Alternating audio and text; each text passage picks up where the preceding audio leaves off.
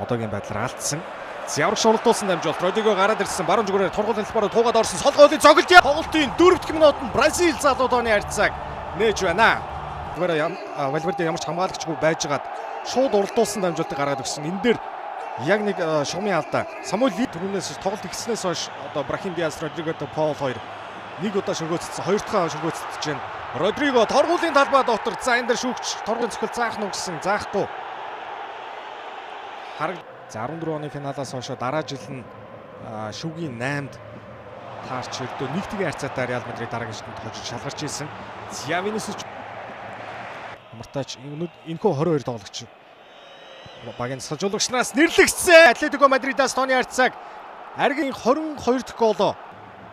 За гоолыг дахиад ихнээс нь харъя. Дамжуулалт ямар ч отон тоглолт бол мэдээж байгаагүй.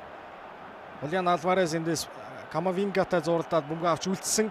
За их бөмбөг орсон. За зөрөөд Менди урагшаа их гой цөмрөөд орсон. Ямар нэг отон тоглолт байхгүй. Брахим Диас тургуулын талбай дотор бөмбөгтэй нэг тоглогчийг аргалаад хаалга руу явуулсан. Тооны харьцааг 2-1 болгож байна.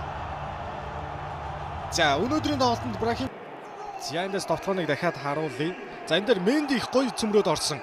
3-3 тоглогч шахаад очихт нь Винисиус Жуниор, Брахим Диас хоёр дээр тэр гурван хамгаалагч гуруулаа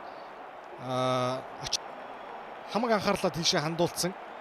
За тэгт нь бол Менди тэнд урагшаага их гой цөмрөөд гарчихсан байлаа.